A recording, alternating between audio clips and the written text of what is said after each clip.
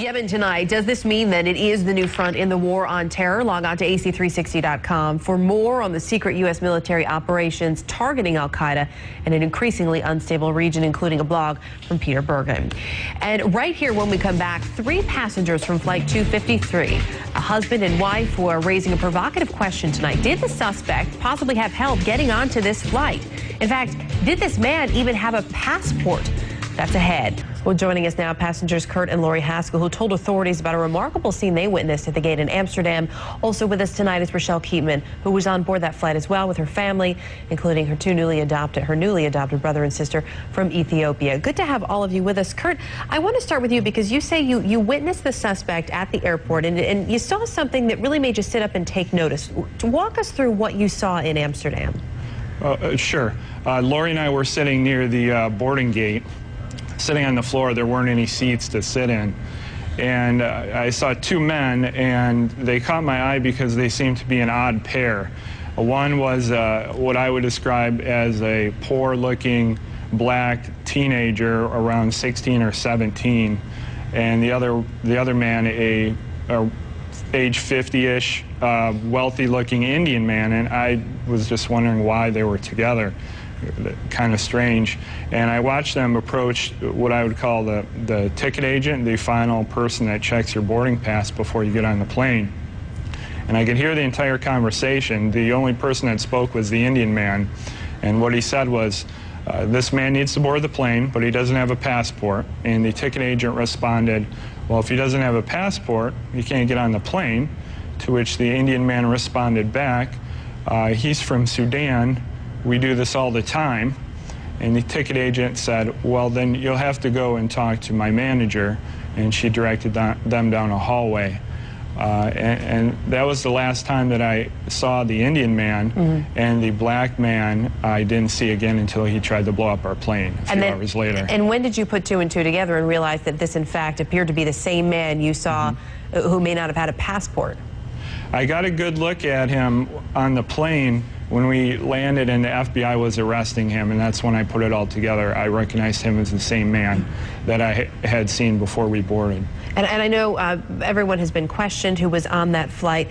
Lori, it's tough to understand, I think, especially for a lot of people watching this, and I'm sure for you who were sitting there, how anybody could be allowed on board an international flight without a passport. When you and your husband talked to authorities, when you told them what you saw, what was the reaction? They seemed really interested in what we had to say. They talked to every family. A lot of the families they were talking to them for about 5 minutes or so. They talked to Kurt and I for probably about 15 minutes, maybe a little bit more. At one point, they called over another FBI agent to, I guess, witness what the other one was talking to us about. So I think that they were really interested in what we had to say about what we saw in the Amsterdam airport. However, the FBI and no other authorities have contacted us since then. And does that seem odd to you, or did you figure that's just part of the investigation? You know, I don't know. It does seem a little bit odd if my husband is the only one that noticed this happening. I would think that we would have been contacted for further questioning, especially now with all of the media that's been contacting us. It'll be interesting to see if they do contact you in the next few days, and we hope you'll let us know as well. In terms of security, though, Rochelle, I know you have said, and Kurt and Lori talked a little bit about this, but Rochelle, you've said that you thought the security was actually a little bit lax in Amsterdam. How so?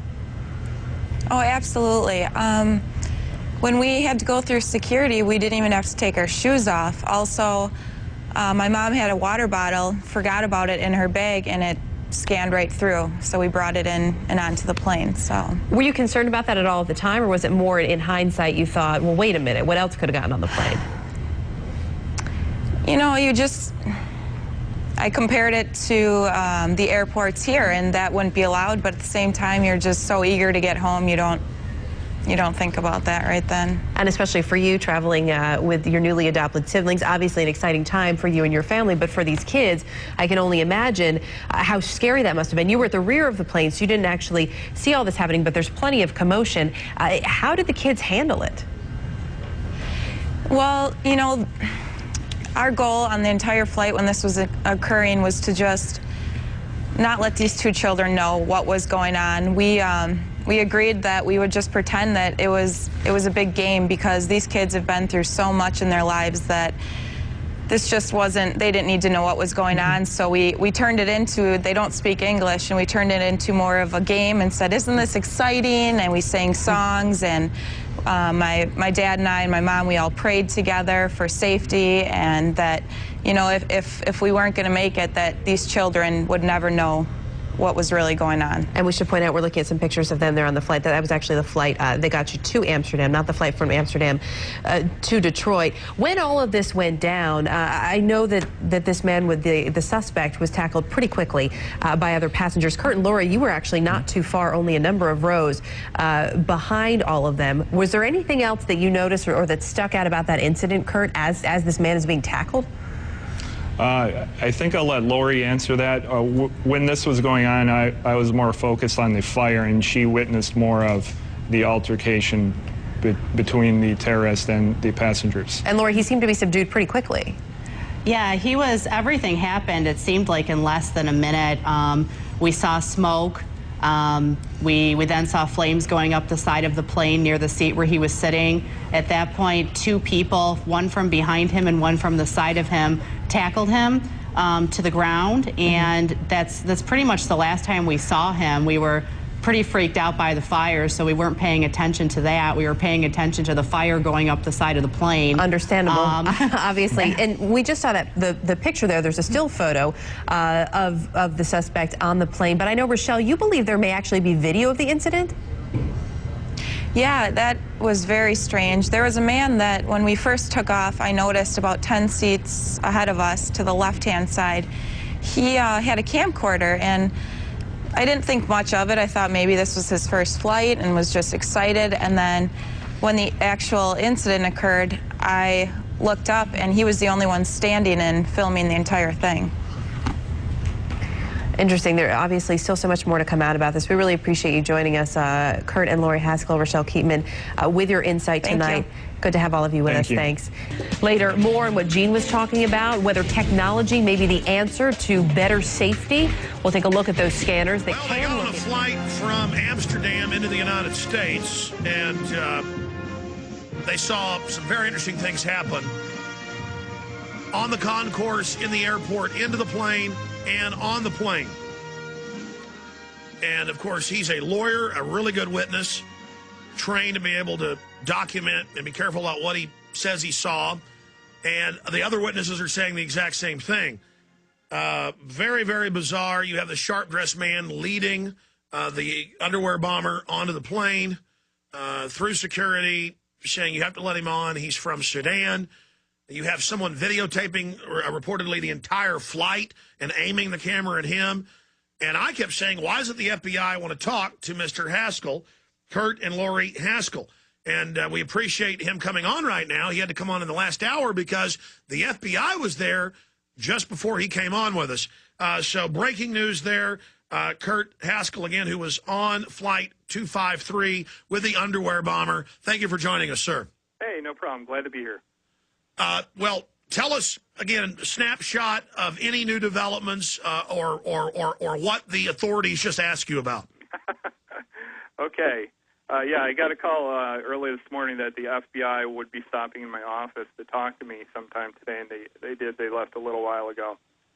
Our interview today was pretty similar to the interview they gave me while we were being detained in customs after we got off the plane, with one exception that I would say, and that was that they brought a stack of pictures they wanted me to look at and identify if I knew various people that they showed me, pictures of people.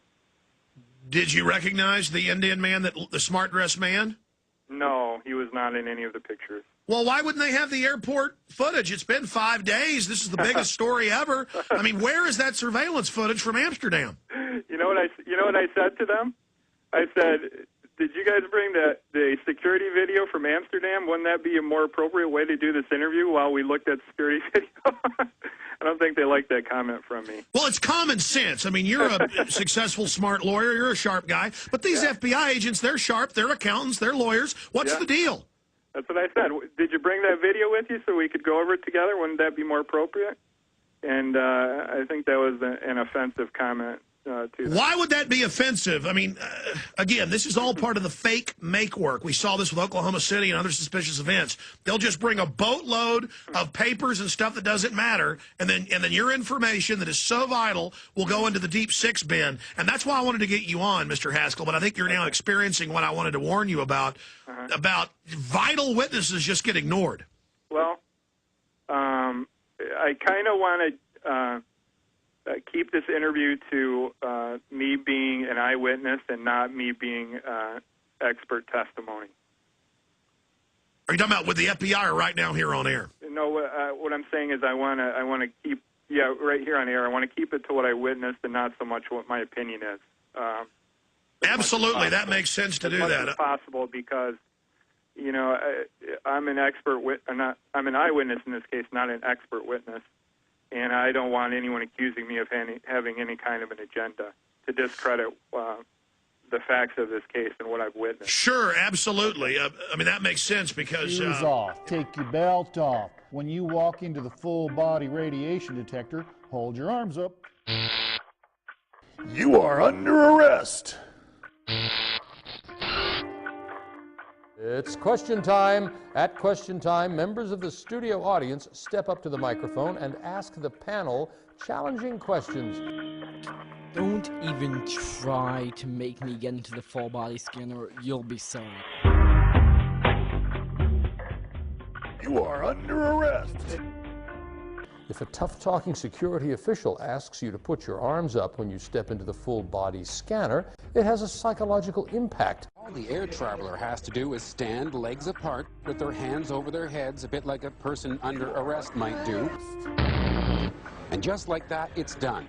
Easy enough. Check and see if he's got a bomb where his left testicle should be.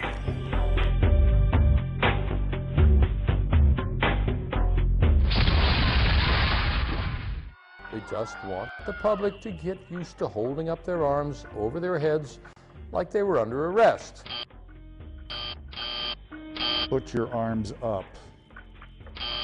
Somebody tried to blow up a passenger plane. This, of course, will ensure that all those Patriot Act provisions will be continued. What this is a problem of our success.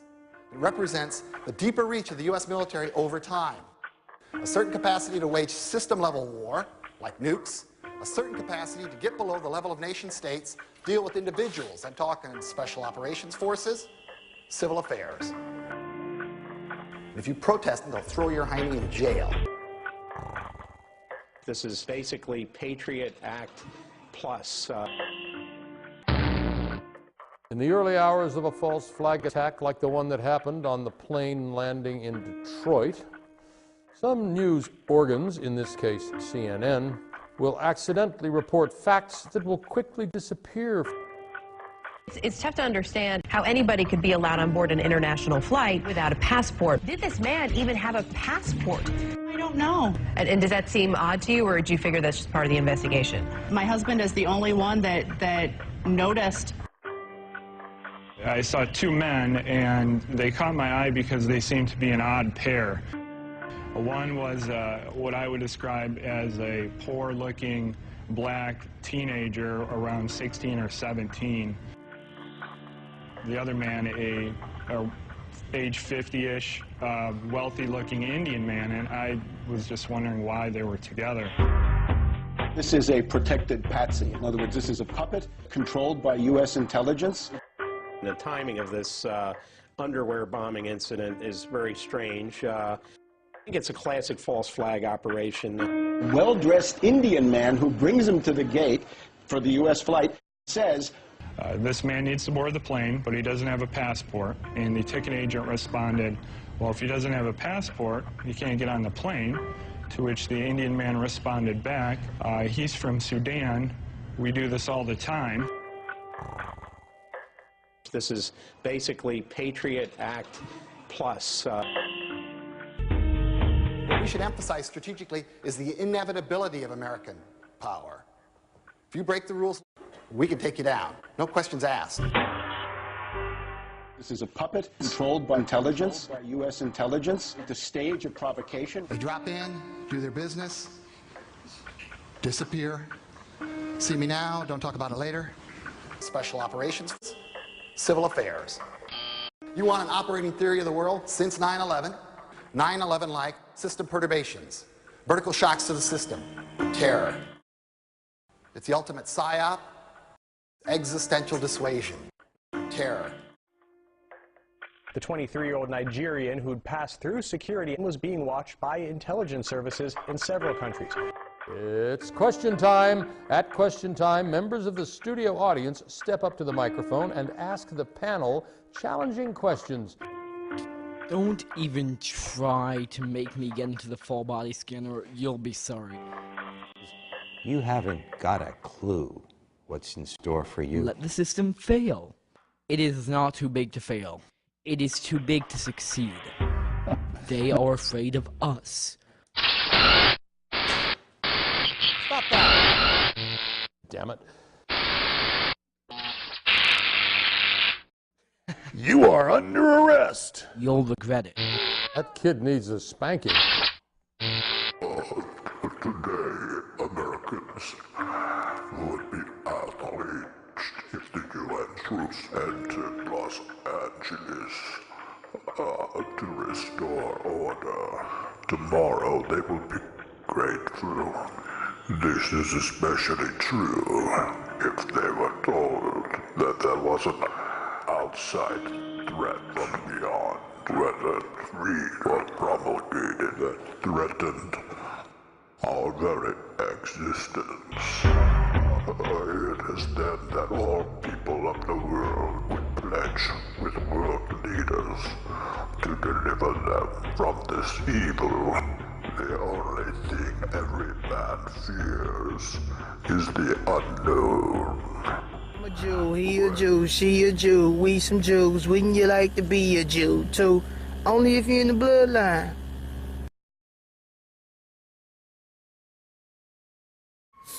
What up with it? It's your boy O to the D, aka Knowledge.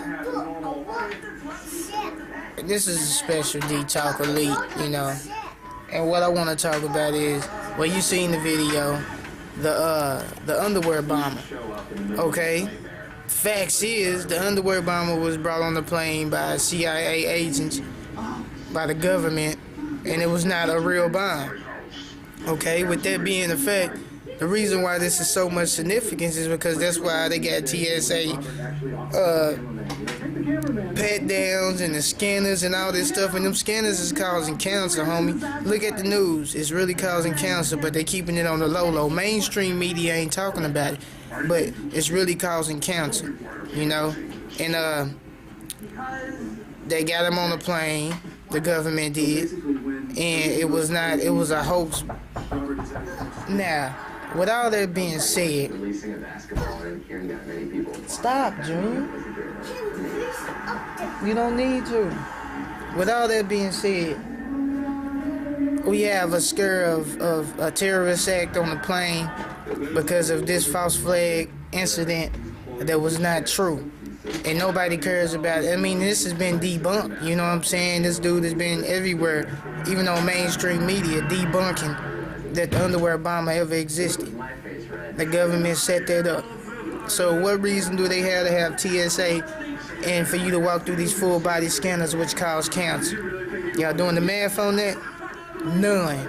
It's a false flag attack, just like 9/11, just like the Murrah building, just like the World Trade Centers in '93. Won't y'all look that up? That was the FBI gave a terrorist a bomb and told him to go blow it up, and it didn't blow up right. But you know, a couple years later, they came back and did it the right way. So, you know, you need to think about it, man. You know what I'm saying? This is real life. Even if you don't want to investigate it, I'll do it for you. This is Knowledge and Little Knowledge. We signing out. Crazy Crew Entertainment, man. Crew or Die videos and ain't nothing after that. You dig? You beezies? That's your whole ass.